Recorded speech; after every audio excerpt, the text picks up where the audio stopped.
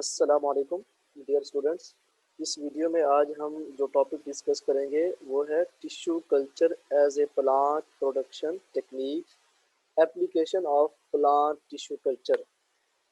चलते हैं हम अपने टॉपिक की तरफ। What is tissue culture? सबसे पहले पढ़ते हैं कि टिश्यू कल्चर क्या होता है।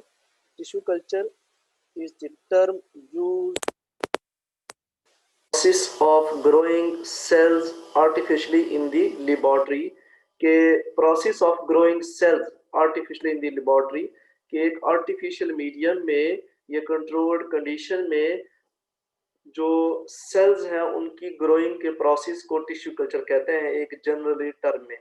Plant tissue culture techniques of growing plant cells tissues and organs in an artificially prepared nutrient medium under aseptic conditions। जो वही बात हमने ऊपर डिस्कस की कि aseptic condition prepared nutrients के artificial medium में controlled condition में सारा कुछ ये चीज़ें। requirements of tissue culture की requirements क्या होती हैं?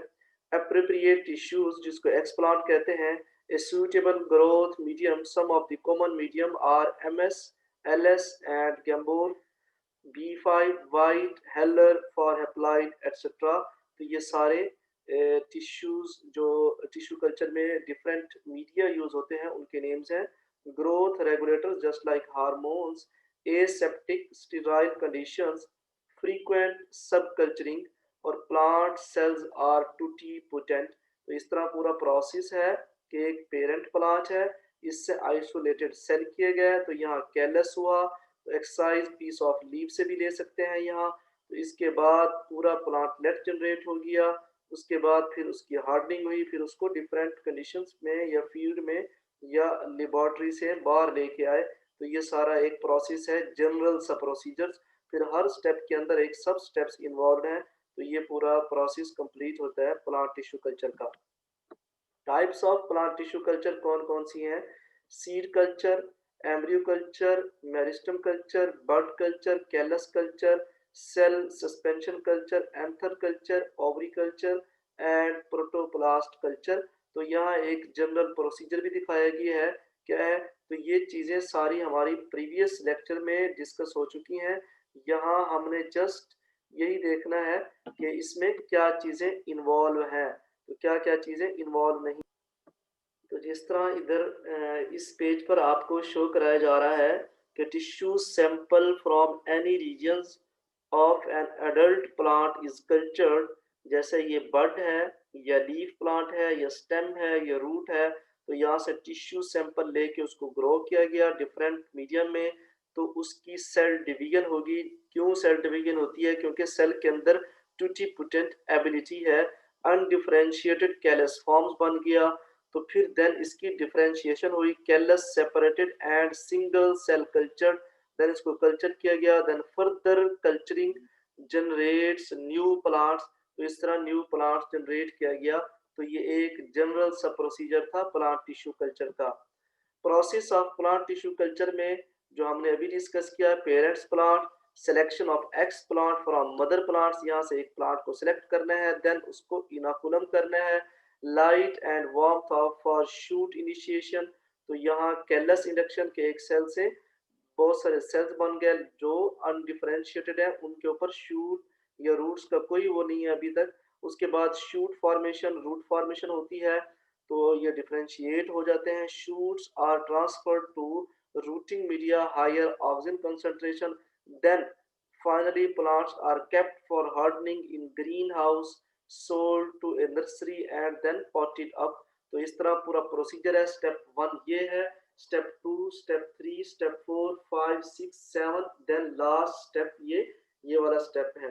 तो ये एक प्रोसीजर है, ये प्रोसेस है प्लांट टिश्यू कल्चर का। The rooted shoots are potted up, defleshed and hardened off। उसके बाद जो नेक्स्ट स्टेप होता है उसको पॉट्स में से फिर बाहर लेके आते हैं। This is necessary as many young tissue culture plants have low waxy cuticle to prevent water loss।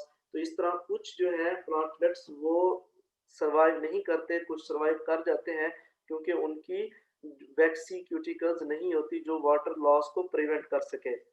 Factors affecting tissue cultures, growth media, environmental factors and explant source. तो ग्रोथ मीडिया में क्या है? Minerals, growth factors, carbon source, hormones और environmental factors में light, temperature, photo period, sterility and media. Explant sources में क्या है? Usually the younger, less differentiated explant, the better for tissue culture.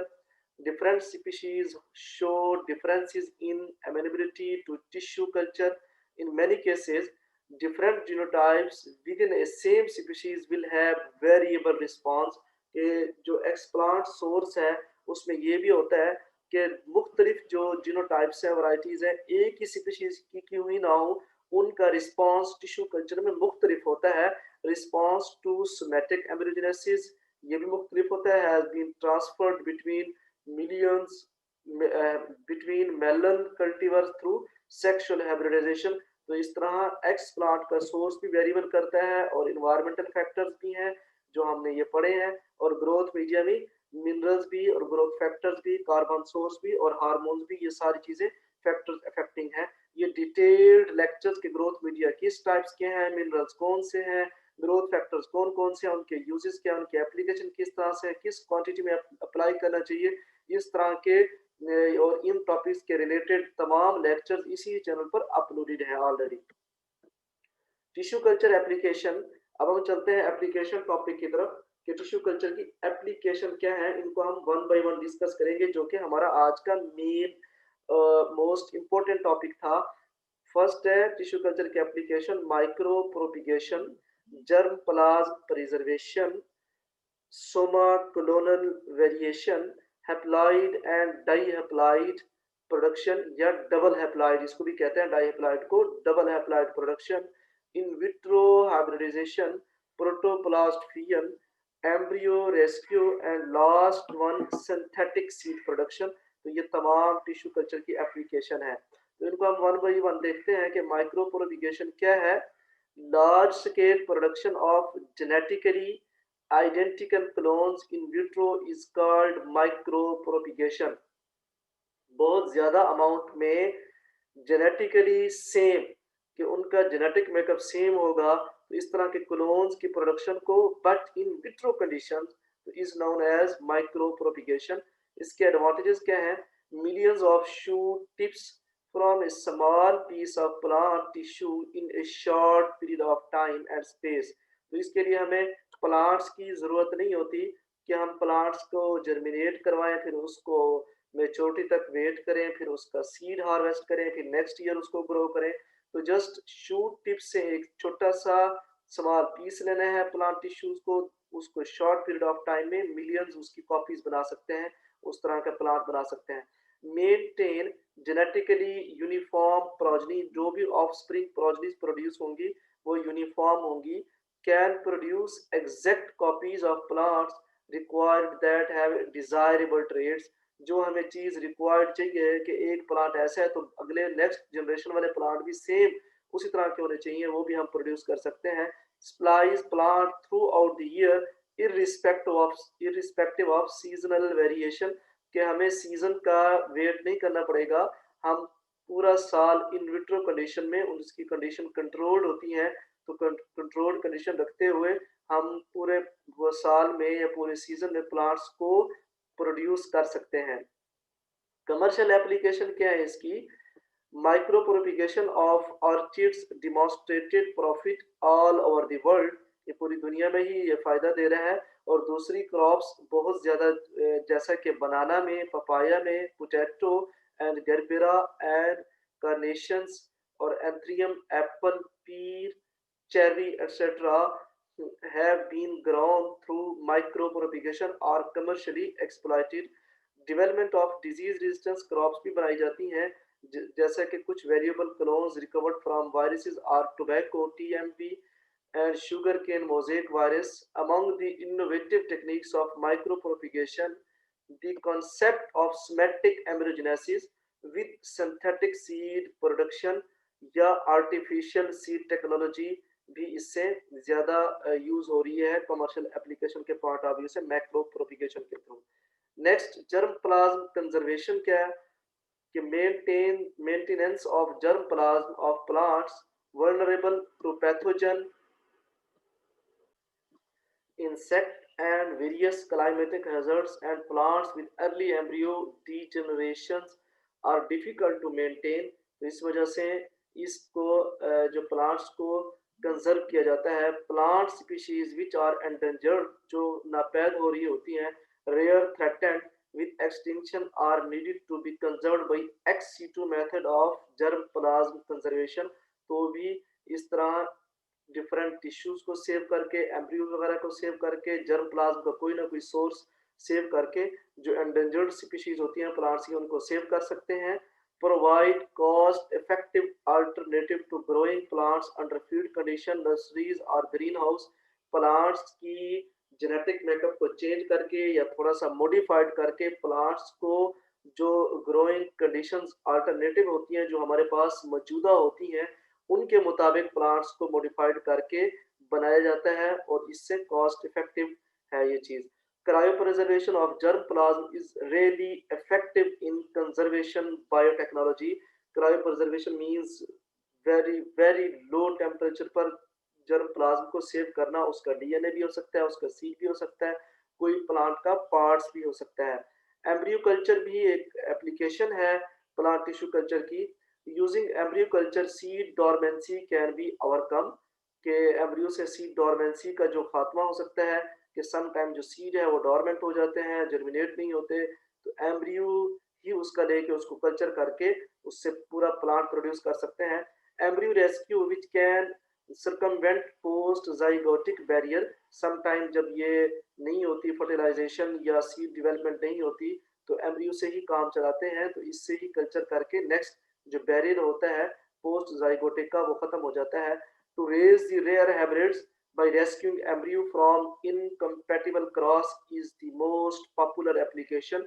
The production of embryo from somatic or non-germ cells, जहाँ crossing easy नहीं होती तो वहाँ embryo rescue करके उनको क्रॉस किया जाता है क्योंकि वो इनकम्पैटिबल होते हैं ड्यू टू फिजियोलॉजिकल मैकेनिज्म। तो इस तरह जस्ट एम्ब्रियो के ही कल्चर करके उनको इकट्ठा मिक्स किया जाता है, तो इस तरह नॉन जर्म सेल्स को प्रोडक्शन किया जाता है। Usually involve a callus intermediate stage which can result in variation among seedling. तो ये सीडलिंग लेवल पे वेरिएशन भी नोट की जा सकती है एम्ब्रिकल्चर में। हैप्लॉइड और डबल हैप्लॉइड या डाई हैप्लॉइड प्रोडक्शन, ये क्या होती है? एंथर और ओवरी ओव्यूल कल्चर, क्योंकि एंथर और ओवरी ये जर्म सेल्स होते हैं या इनके अंदर हैप्लॉइड नंबर ऑफ क्रोमोसोम्स होते हैं सिंगल, तो ये दो मिलते हैं तो बाद में जाके डबल होते हैं, एक मेल से एक फीमेल से। तो यहाँ हमारे पास सिंगल होते हैं, सिंगल को ही ग्रो करा के उस जैसे ही सेम डबल कर देना या डाई हैप्लॉइड कर देना को ये कहते हैं। और हैप्लॉइड या डबल हैप्लॉइड या डाई हैप्लॉइड में एंथर और ओव्यूल कल्चर होता है, बाकी प्लांट के सेल्स या प्लांट्स के पार्ट्स या एक्स प्लांट पार्ट्स यूज नहीं होता। Production of pure homozygous line in lesser time period. Androgenic haploids are used to produce different lines of aneuploids like monosomic, nullisomic, trisomic, etc। तो जिस तरह chromosomes के एक इसके अंदर सिंगल है उसको डबल कर देना, 3 है उसको 6 कर देना, 4 है उसको 8 कर देना।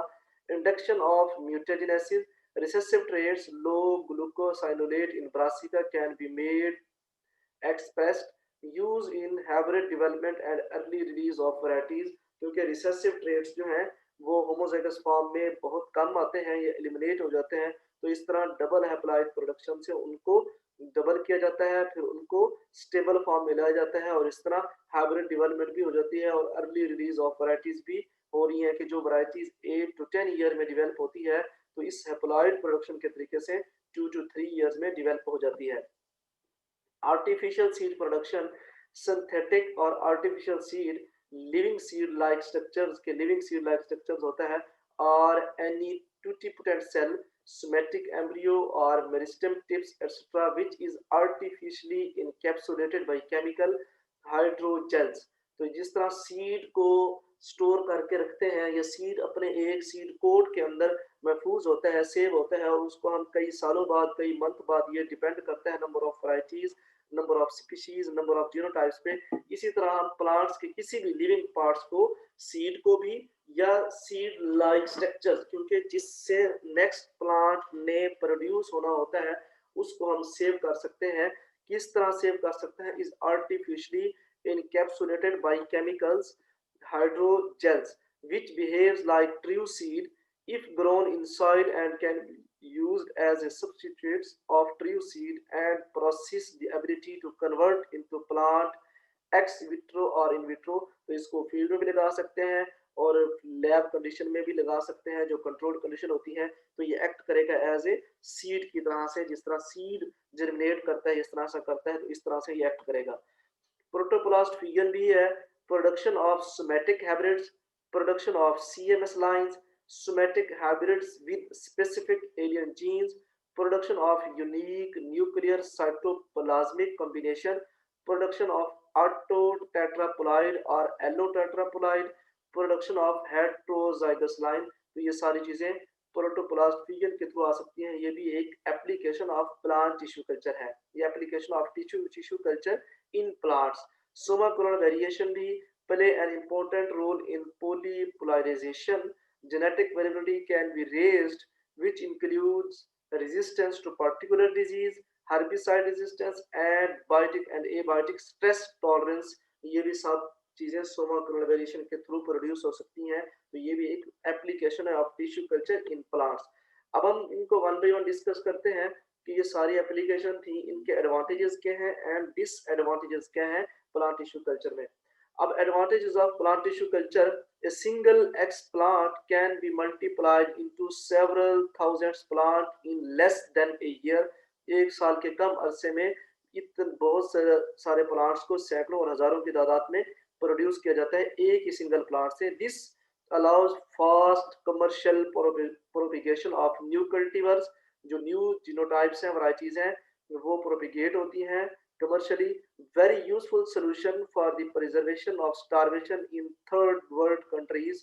तो जहाँ कहत साली है या फूड की कमी है तो वहाँ हम प्लांट पहुंचा सकते हैं या प्लांट्स के प्रोडक्ट पहुंचा सकते हैं कि जो थर्ड वर्ल्ड कंट्रीज हैं। is highly efficient by using only one plant. It is possible to produce more than 1000 copies of the same plant with higher productivity if it is genome is changed, अगर उसका tissue culture में genome उसका change किया जाए। Taking an explant does not usually destroy the mother plant, so rare and endangered plant can be cloned safely। कि अगर हमने endangered species को नेक्स्ट उसको जनरेट करवाना है, उसकी प्रोजेनीज बढ़वानी है, तो हम मदर प्लांट को डिस्ट्रॉय नहीं करते, उसको थोड़ा सा कोई सिंगल पार्ट लेके उससे बहुत सारे प्लांट बना सकते हैं। तो जो मदर प्लांट है वो भी सेफ रहेगा और नेक्स्ट भी हमारे पास बन जाएंगे। जो एंडेंजर्ड स्पीशीज है वो खत्म नहीं होगी। Once established, a plant tissue culture line can give a continuous supply of young plants throughout the year। तो इस तरह जब एक बार स्टेब्लिश हो जाए टिश्यू कल्चर लाइन तो पूरा साल उसकी सप्लाई चलती रहती है और प्लांट्स उससे हम जनरेट करते जाते हैं। The production of clones of plants that produce particularly good flowers, fruits और हैव अदर डिजायरेबल ट्रेड्स। तो जो हम डिजायर्ड फीचर्स चाहते हैं वो भी हम इससे क्लोन कर सकते हैं, बनाते जाते हैं। The production of multiples of plants in the absence of seed or necessary pollinators to produce seed। तो इस तरह हम मल्टीपल ऑफ प्लांट्स भी सीड की गैर मौजूदगी में बना सकते हैं। बेशक हमारे पास उसका सीड नहीं है लेकिन प्लांट का पार्ट्स है तो उससे हम बना सकते हैं। allows production of plants from seed that otherwise have very low chance of germinates and growing। जैसे कि ऑर्चिड्स वगैरह में होता है कि सीड अगर हो भी सही तो सीड से बहुत कम चांस होता है जर्मिनेट करने का, जर्मिनेशन का। The regeneration of whole plants from plant cells that have been genetically modified. तो एक ही सेल से कंप्लीट प्लांट का बनाना, तो उस सेल्स के अंदर जेनेटिकली मॉडिफिकेशन कर दें तो कंप्लीट प्लांट के अंदर जो होल प्लांट बनेगा उसके अंदर भी इस तरह से मॉडिफिकेशन आ सकती है। Tissue culture clones are true to type as compared with seedling which show greater variability. तो जो टिश्यू कल्चर से क्लोन प्रोड्यूस होते हैं उनको ट्रू टू टाइप कहा जाता है एज कंपेयर टू जो सीडलिंग सीड से प्रोड्यूस होती हैं। The production of plants in sterile containers reduce disease transmission. तो इससे डिजीज भी नहीं फैलती। To clean particular plants of viral and other infection and quickly multiply. These plants are cleaned, stocked for horticulture and agriculture crops. Plant tissue banks can be frozen, then regenerated through tissue culture. तो इस तरह tissue culture के through regenerate हो सकते हैं. Tissue culture allows fast selection for crop improvement. X plants are chosen from superior plants, then cloned. तो इस तरह एक प्लांट को सिलेक्ट किया जाता है और उसको जो सुपीरियर प्लांट से देन उसको क्लोन किया जाता है. तो ये advantages of plant tissue culture थे. तो इसी तरह डिसएडवांटेजेस भी ऑफ प्लांट टिश्यू कल्चर हैं कि वो कौन कौन से हैं, इनको हम वन बाय वन देखते हैं. Chromosomal abnormalities appear as culture age, undesirable changes, long-term culture loss, regenerative potential, expensive, labor intensive, especially if less than 1,000 plants are needed. The procedure is quite variable and also it depends on the type of the species. So sometimes it needs trial and error type of experiment if there is no available review about that species. The procedure needs special attention and diligently done observation. तो ये सारे chromosomal abnormalities भी long term culture भी sometime और ज़्यादातर ये laborious भी होता है और इसके लिए हाई फाई इक्विपमेंट्स और लैब्स वगैरह चाहिए होती हैं. तो ये सारे डिसएडवांटेजेस हैं प्लांट टिश्यू कल्चर में. और डिक्रीज जेनेटिक वेरिएबिलिटी इसमें आ जाता है. समटाइम इन्फेक्शन भी अगर आ जाए तो वो उसको ख़त्म करना या उसको रिड्यूस करना बड़ा मुश्किल हो जाता है क्योंकि वो सेल्स के अंदर चला जाता है और पूरी जो नर्सरी है, जो प्लांट्स बनाए होते हैं, मेहनत की होती है, वो सारी किसी भी लेवल पर, किसी भी स्टेज पर, किसी भी इन्फेक्शन की वजह से वो ख़त्म हो सकती है. ये disadvantage of plant tissue culture हो गए. स्टूडेंट्स, उम्मीद है यहाँ तक आपको application of plant tissue culture के बारे में अच्छी तरह समझ आ गया होगा. अगर आपका कोई क्वेश्चन है तो कमेंट्स में आप पूछ सकते हैं. इस वीडियो को लाइक करें, चैनल को सब्सक्राइब करें. मिलते हैं नेक्स्ट वीडियो में, तब तक के लिए अल्लाह हाफिज.